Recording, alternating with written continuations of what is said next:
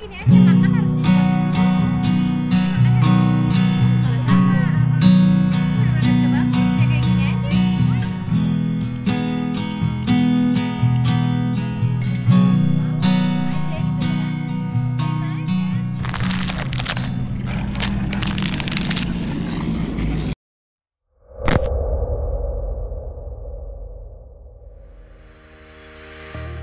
Berkunjung ke RSKJ Bekasi menyadarkan kami ternyata kekerasan manusia terhadap hewan ini kerap terjadi.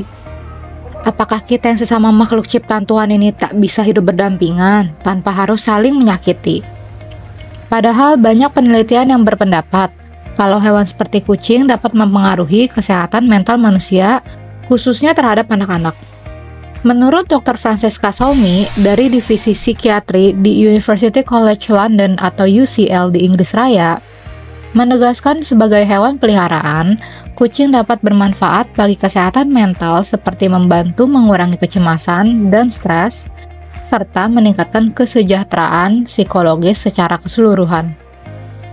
Dalam artikel yang dipublish oleh Fakultas Psikologi Universitas UHAMKA, memelihara kucing bisa menghindari resiko stres terhadap anak, sebab kucing dapat memberikan rasa nyaman kepada anak, serta mengajarkan anak-anak dengan rasa tanggung jawab.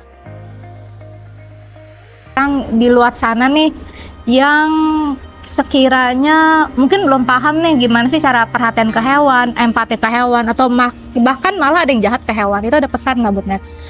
Kalau pesan buat mereka gini, kita nggak bisa maksain untuk semua orang suka sama binatang, iya kan? Nggak suka bukan berarti menyakiti. Nah, kalau ya udah, kalau nggak suka ya udah sekedarnya nggak suka, tapi kan nggak harus menyakiti ya kak ya. Binatang itu mau diapa-apain tuh diem aja.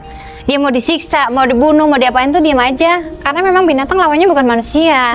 Iya, jadi pesannya sih kita boleh untuk nggak cinta sama binatang, untuk nggak suka sama binatang, tapi stop untuk menyakiti mereka. Jangan jahat. Iya, karena mereka itu hanya punya otak tapi nggak punya pikiran, nggak punya akal, gitu sih.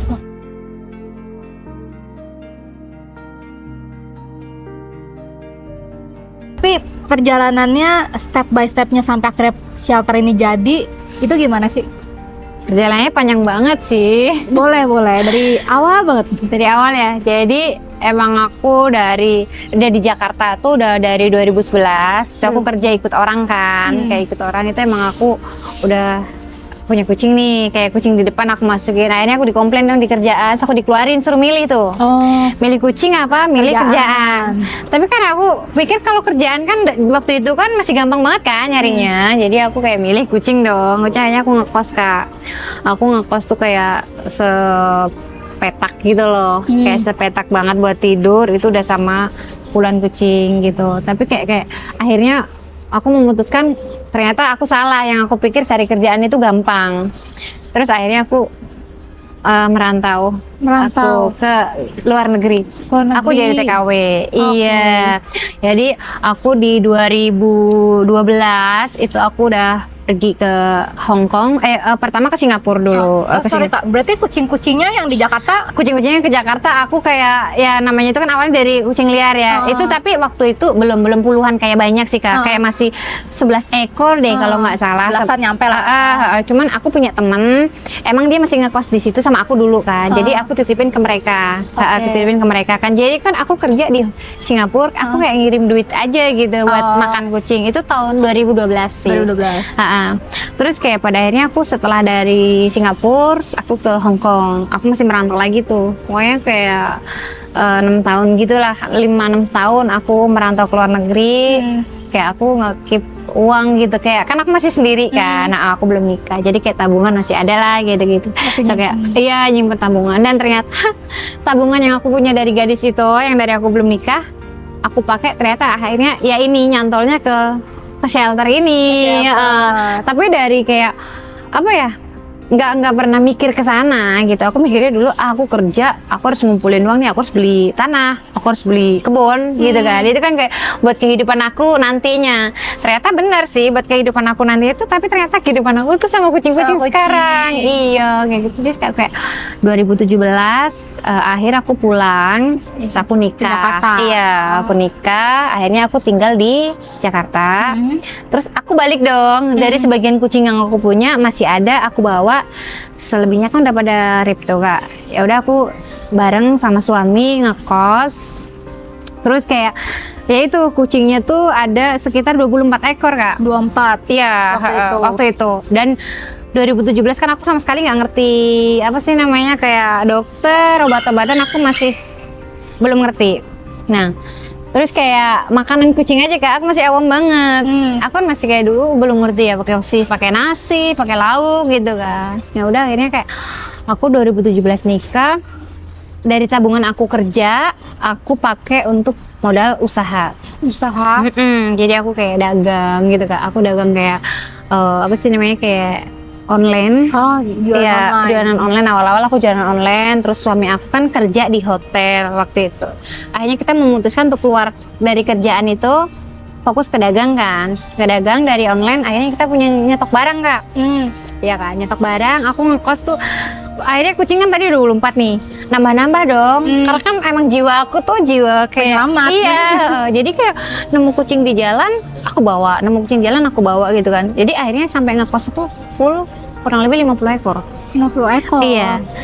Saya kan aku dagang, aku sewa dua kamar kan. Satu buat khusus aku dagang. Kayak aku live segala macam di situ kan, packing segala macam. Dulu tuh omsetnya masih tinggi Kak aku. Kayak sehari itu bisa 20-an. Gede banget berarti. Iya, waktu itu. Jadi 2018, 2019 tuh lagi naik banget kan usahaku, dan dari situ akhirnya aku nggak muat kan kos-kosan itu, aku pindah Kak, pindah rumah. Ini aku nyewa rumah yang satu rumah Kak. Jadi satu kamar buat kucing, satu buat aku tidur, satu kayak ruangan depan tuh buat dagang Kak. Buat kerja lah. Itu pas COVID kan, aku akhirnya punya anak juga kan. Terus ternyata tahun 2020 pas COVID gede-gedenya itu Kak, pas lockdown itu, ternyata usahaku anjlok. Iya, karena COVID itu. Karena COVID, jadi kan nggak ada, kayak aku jualannya kan baju gamis, jadi nggak ada orang-orang kegiatan pengajian kan nggak ada, arisan segala macam nggak ada. Jadi nggak ada yang beli. Terus kayak lebaran kan nggak boleh keluar kan, nggak boleh keluar. Jadi mereka mikir buat apa aku beli baju, kan nggak boleh keluar rumah juga kan gitu kan. Akhirnya COVID, terus kita sel barang sama suami aku juga. Kayak sepatu kan, suami aku ngeselin barang terus salah harga. Iya, itu sampai rugi banyak banget. Ruginya banyak banget. Untuk nutupin kerugian itu Kak, akhirnya aku ngejualin barang-barang yang bisa cepet jadi uang gitu. Kayak motor itu kan kayak cepet kan, orang mau pakai lah gitu. Kalau kayak pakaian kan pada saat itu orang mikir kan gitu. Cuman kayak kalau motor kan kita bisa dijualnya kan, bisa di penggadean dan segala macam gitu kan, cepet kan, lebih gampang.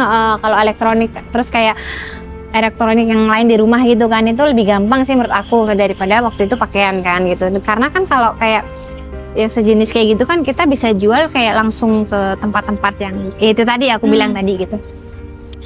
Terus sampai Kak di pas 2020 full ke 2021, mau ke 2021 nih, mau 2020 akhir itu benar-benar Kak, tabungan aku itu kan habis buat sama yang buat nutupin kerugian, sama buat makan kucing. Iya, kucing aku udah kayak 70 ekor tuh kayaknya, kan aku udah pindah kan yang kos-kosan. Nah, terus kayak aku bener-bener kehabisan dana, yang dana bener-bener buat tabungannya, karena kan dananya tadi udah buat dibeliin kayak tanah segala macam kan, jadi itu nggak bisa dijual kan, lama kan, operasinya lama kan itu gitu, nggak cepet kayak kita jual barang yang ini gitu. Udah anjlok banget tuh yang kan, bisa dijual lagi gitu. Akhirnya aku keliling sampai hujan-hujan sama suami aku, sampai anak aku itu kan jual-jualin. Terus kayak aku nangis tahu, malam-malam aku bilang sama suami aku, gimana caranya ya kalau kita dikasih kesempatan buat bangkit lagi di usaha ini. Itu udah di 2001 awal tuh Kak. 2001 awal.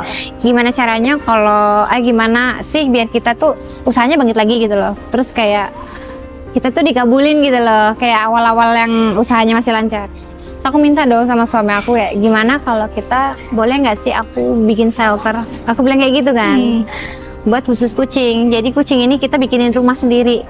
Itu kayak 50% hasil dari dagang tuh buat kucing. Nah, itulah yang terbentuknya shelter ini, Kak. Gitu. Akhirnya terbangun lah. Iya, dari itu kayak alhamdulillah qadarullah itu Allah kayak ngasih jalan aku gitu, kayak aku bilang aku mau sedekah buat kucing nih 50% dari hasil dagangan aku, Allah kabulin.